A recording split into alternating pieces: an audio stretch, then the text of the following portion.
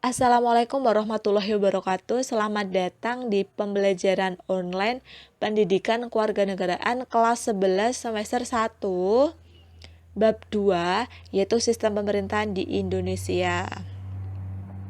Sebelum kita mengawali kegiatan pembelajaran, alangkah baiknya bisa kita awali dengan berdoa agar diberikan kelancaran dalam kegiatan pembelajaran.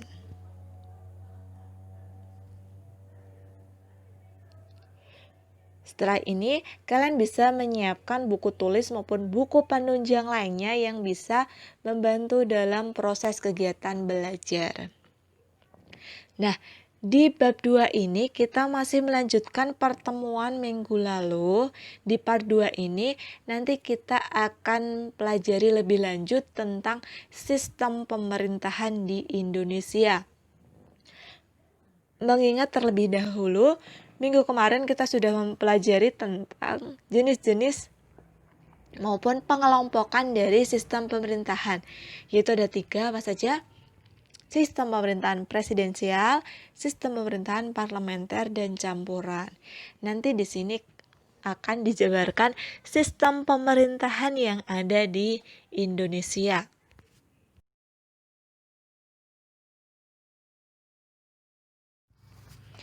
Selanjutnya di sini akan saya tampilkan kompetensi dasar dan tujuan pembelajaran untuk bab 2 kali ini. Masih sama ya dengan pertemuan minggu kemarin. Untuk kompetensi dasar dan tujuan pembelajarannya masih sama, jadi bisa kalian lihat sekilas saja.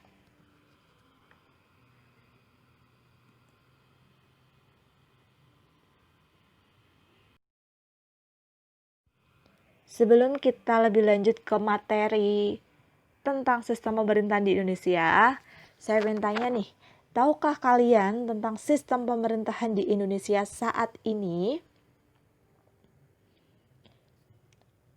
Coba sebutkan.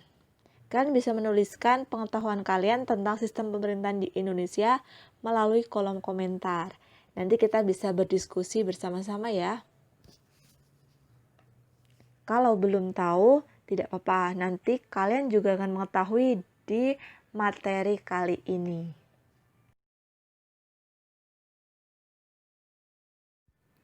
Sistem pemerintahan negara Republik Indonesia berdasarkan Undang-Undang Dasar 1945. Menurut Undang-Undang Dasar 1945, bahwa sistem pemerintahan negara Republik Indonesia itu menganut sistem distribution of power. Dengan argumentasi bahwa Undang-Undang 1945 yang pertama tidak membatasi secara tajam bahwa tiap kekuasaan itu harus dilakukan oleh suatu organisasi atau badan tertentu yang tidak boleh saling campur tangan. Yang kedua, tidak membatasi kekuasaan itu dibagi atas 3 bagian saja dan tidak juga membatasi kekuasaan yang dilakukan oleh 3 organ saja. Terus yang ketiga, tidak membagi habis kekuasaan rakyat yang dilakukan MPR, yaitu sesuai pasal 1 ayat 2, kepada lembaga negara lainnya. Nah, nanti kalau kalian masih bingung, akan saya jelaskan lebih lanjut di materi selanjutnya. Pokok-pokok sistem pemerintahan Republik Indonesia. Yang pertama, bentuk negara kesatuan dengan prinsip otonomi yang luas dan wilayah dibagi menjadi beberapa provinsi. Bisa kita lihat ya, di Indonesia itu kan berbentuk kesatuan. Kita itu adalah negara kesatuan yang di dalamnya ada prinsip otonomi daerah, yang artinya di Indonesia itu dibagi menjadi beberapa daerah provinsi. Itu untuk poin pertama. Poin yang kedua, bentuk pemerintahan Indonesia adalah republik. Nah, ingat-ingat ya, bentuk pemerintahan kita adalah republik. Sedangkan sistem pemerintahan kita adalah presidensial. Tuh. Kalau bentuk negara kita adalah kesatuan, bentuk pemerintahan kita adalah republik, sedangkan sistem pemerintahan kita adalah presidensial. Ini ya, tolong kalian garis bawahi. Jangan sampai lupa, jangan sampai ketukar. Tuh, poin ketiga, pemegang kekuasaan eksekutif adalah presiden yang merangkap sebagai kepala negara sekaligus kepala pemerintahan. Jadi di Indonesia itu tidak ada sistem kerajaan ya, karena kita adalah negara kesatuan, negara yang republik, dan sistem pemerintahnya adalah presidensil. Jadi tidak ada seorang raja, adanya presiden. Terus poin yang keempat, kabinet atau menteri itu diangkat dan diberhentikan oleh presiden serta bertanggung jawab kepada presiden. Tuh. Terus poin yang kelima, parlemen terdiri atas dua bagian atau bikameral, yaitu Dewan Perwakilan Rakyat atau DPR dan Dewan Perwakilan Daerah atau DPD. Ini untuk parlemennya ya.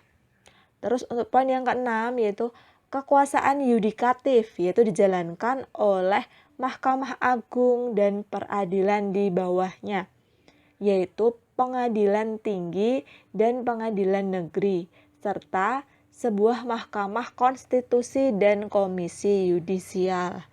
Jangan sampai tertukar ya, kekuasaan yudikatif itu adalah kekuasaan di bidang peradilan. Jangan sampai ketukar dengan kekuasaan yang lain-lainnya. Ini adalah pokok-pokok sistem pemerintahan Republik Indonesia. Sistem pemerintahan negara Republik Indonesia sebelum dan setelah amandemen Undang-Undang Dasar 1945. Memang sistem pemerintahan negara Republik Indonesia itu mengalami perubahan sebelum dan setelah amandemen. Di sini saya cuplikan perubahan masa Orde Baru dan masa reformasi. Di sini bisa kalian cermati ya. Sebagai contoh saja nanti kalian bisa cermati sendiri. Di masa Orde Baru, Indonesia adalah negara hukum. Masih sama ya, di masa reformasi, Indonesia adalah negara hukum. Terus masih sama-sama juga sistem pemerintahannya masih konstitusional. Adanya undang-undang secara tertulis. Terus kekuasaan negara di tangan MPR. Jadi MPR di sini merupakan penjelmaan dari rakyat. Tuh seperti itu. Terus presiden ialah penyelenggara pemerintahan negara yang tertinggi menurut undang-undang. Dan seterusnya bisa kalian cermati sendiri ya. Selanjutnya ada struktur ketatanegaraan negara Republik Indonesia sebelum amandemen Undang-Undang 1945. Di paling atas ada ideologi Pancasila sebagai dasar dalam menjalankan kehidupan bangsa dan negara. Di bawahnya ada pembukaan Undang-Undang Dasar 1945. Kemudian di bawahnya ada Undang-Undang Dasar 1945. Nah, di sini ada lembaga yang paling tinggi yaitu adalah MPR. Dan di bawahnya ada Mahkamah Agung, BPK, DPR, dan Presiden, dan ada Dewan Pertimbangan Agung. Ini sebelum amandemen ya. Nanti kita bedakan dengan struktur ketatanegaraan setelah amandemen. Tolong dicermati lebih dahulu. Di sini kenapa ada tanda panah di antara DPR dan Presiden? Pada saat itu memang kedudukan Presiden dan DPR itu sejajar antara eksekutif dan legislatif. Mereka juga berhubungan erat dan mereka bertanggung jawab kepada MPR. Selanjutnya, struktur ketatanegaraan negara Indonesia setelah amandemen Undang-Undang 1945. Di sini paling tinggi atas adalah dasar negara yaitu Undang-Undang Dasar 1945. Kemudian di sini tidak ada lembaga yang tertinggi, adanya adalah lembaga tinggi negara. Di sini juga dibagi 3 kekuasaan negara yaitu legislatif, eksekutif, dan yudikatif. Dan ini ada badan pemeriksa keuangan. Serta kalau kalian cermati, ada lembaga yang dihapus setelah amandemen undang-undang, yaitu Dewan Pertimbangan Agung dihapus, dan di sini ada kekuasaan kehakiman yang di dalamnya ada MK, MA, KY. Tuh, bisa kalian bedakan ya. Kelebihan dan kelemahan pelaksanaan sistem pemerintahan negara Republik Indonesia. Ada kelebihan dan ada kelemahan. Kelebihannya, adanya kepastian dan supremasi hukum dalam penyelenggaraan pemerintahan negara. Kekurangannya adalah masih ada oknum aparat penegak hukum, polisi, jaksa, hakim yang belum bekerja secara profesional. Ini kekurangannya ya. Terus kelebihannya juga MPR yang terdiri dari anggota DPR atau utusan daerah dan utusan golongan berwenang mengubah undang-undang dasar dan memberhentikan presiden atau wakil presiden dalam masa jabatannya menurut undang-undang. Kekurangannya, MPR yang terdiri dari anggota DPR, utusan daerah, dan utusan golongan merupakan lembaga negara yang syarat dengan muatan politis sehingga keputusan maupun ketetapan-ketetapannya sangat bergantung kepada konstelasi politik rezim yang berkuasa pada saat itu. Nah, ini adalah kekurangannya seperti itu ya.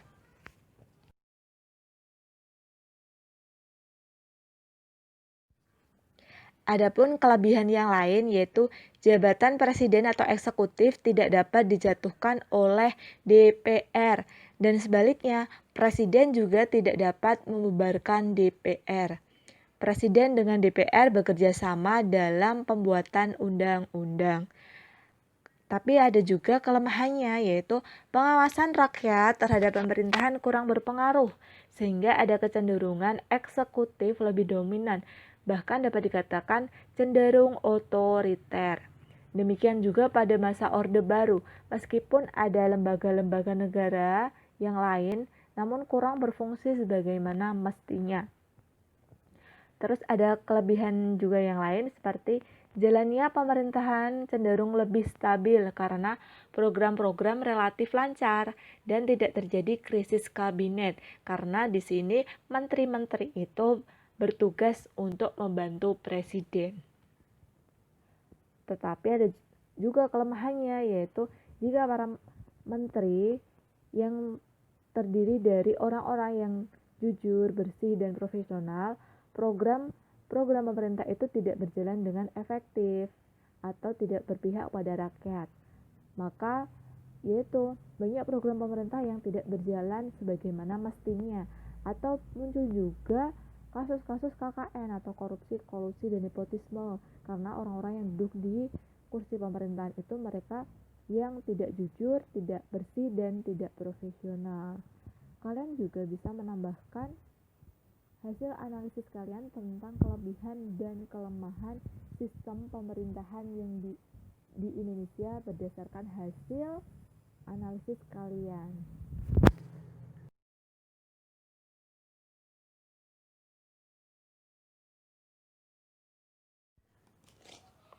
Nah, untuk kali ini saya kira cukup. Untuk materi bab 2, part 2 kali ini kita sudah membahas tentang sistem pemerintahan yang ada di Indonesia. Kalian bisa menuliskan kesimpulan kalian tentang materi pertemuan kali ini di kolom komentar, atau kalian juga bisa mengirimkan kesimpulan kalian kepada guru mata pelajaran PKN agar bisa dievaluasi. Dan jangan lupa kalau kalian masih bingung tentang materi kali ini, kalian bisa menuliskannya di kolom komentar. Terima kasih, jangan lupa diakhiri pembelajaran hari ini dengan berdoa sesuai kepercayaan masing-masing. Terima kasih. Wassalamualaikum warahmatullahi wabarakatuh.